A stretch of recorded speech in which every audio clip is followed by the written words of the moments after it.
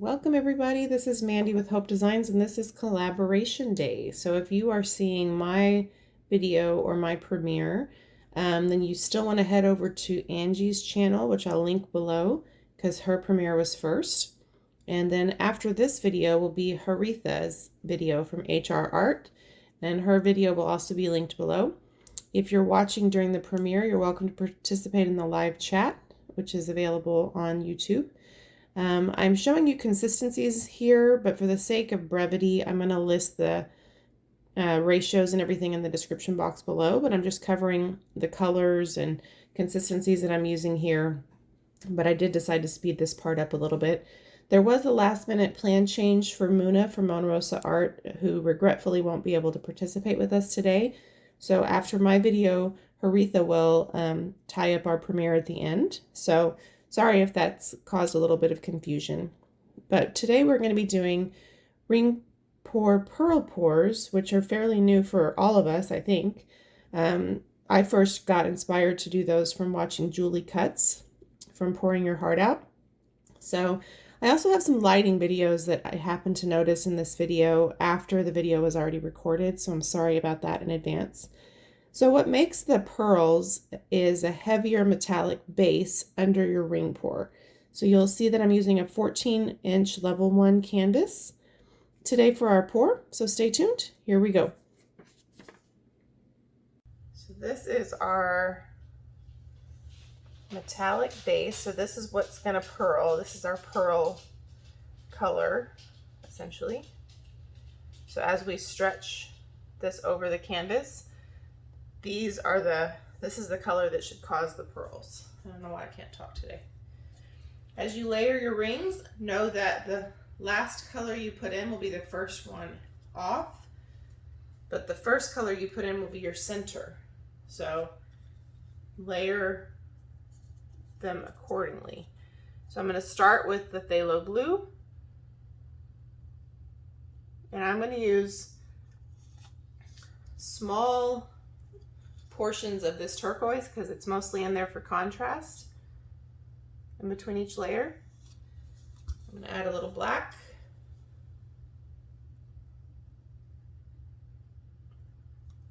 And then I'm going to add phthalo green. Oops. Just spilled it on my finger. I'm going to add a little bit of turquoise. I'm going to add greenish blue.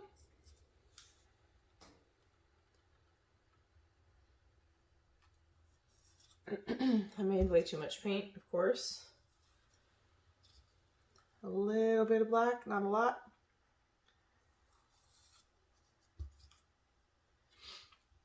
A little bit of turquoise.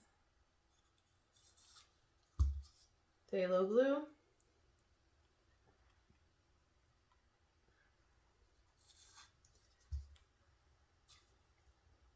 Turquoise. Just a little bit of black. You guys probably can't even see what I'm doing. I'm not necessarily going in order. Greenish blue. I'm going to put quite a bit of that one down because this should be our outer edge at this point. And phthalo green.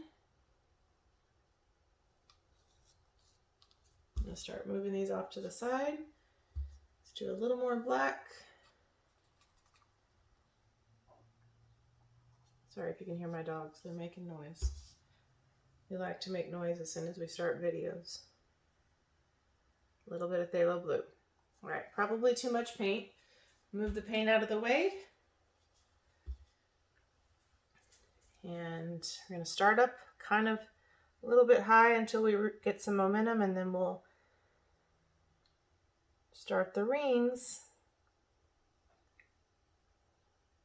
And then as your cup starts to narrow out, you can, if you're using a plastic cup, you can point the edge of your cup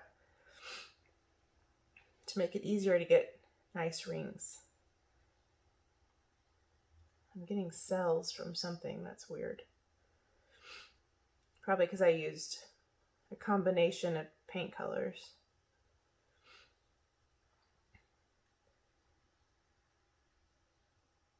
feel like this is enough, but I just want to make sure we have plenty of paint on the canvas.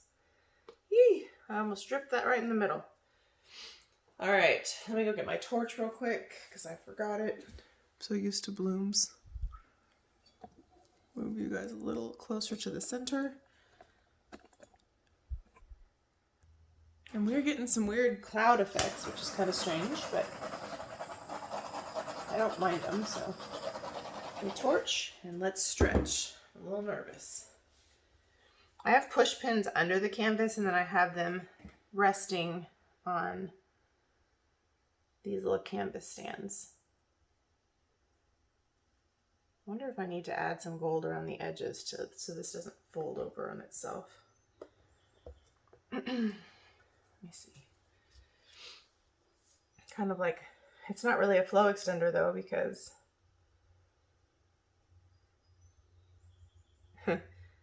it's thicker than everything else, you know? But what the hey, we have it mixed up, so.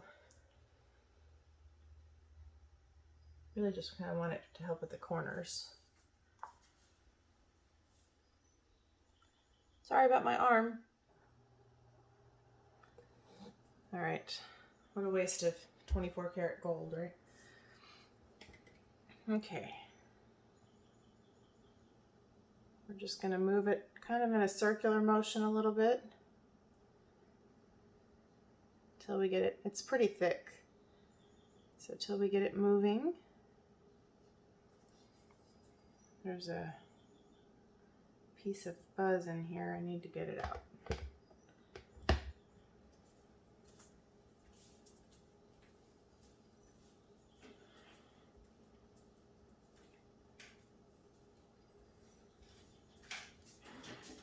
Should have paused you for this. There it is. But fuzz happens, am I right? There it is, right in the center. Okay.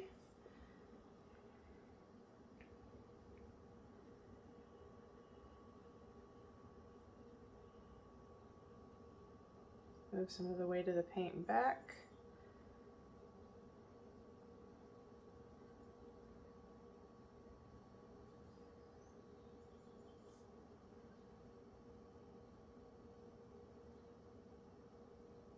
All right.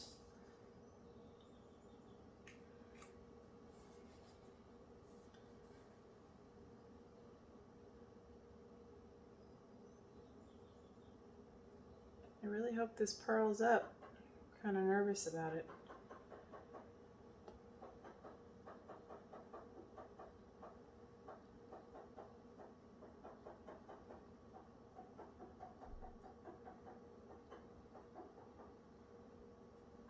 Okay.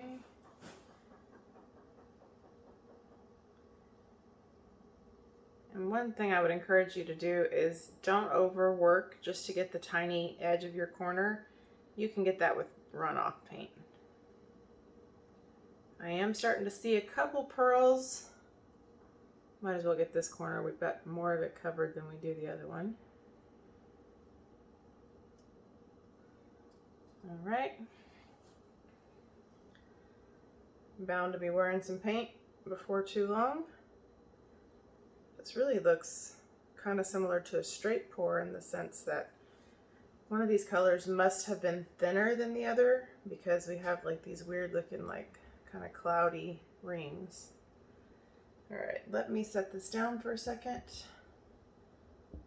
I'm gonna try to get my corners that we've covered so far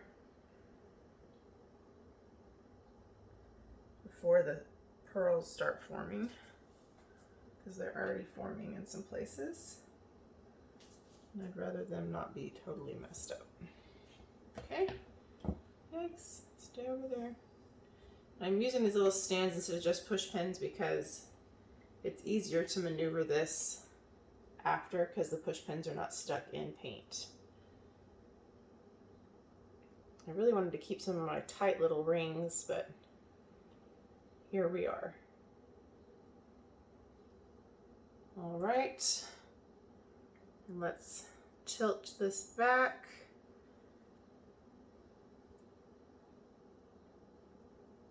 Just a little bit.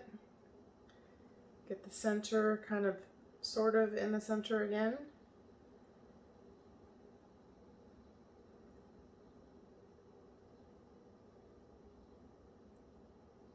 All right, I think I'm happy with that. Now, I'm going to set it back down.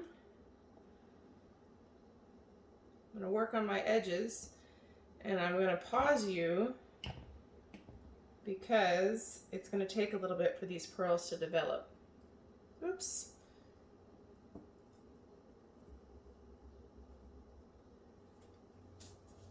I'd rather you see them in hyperlapse.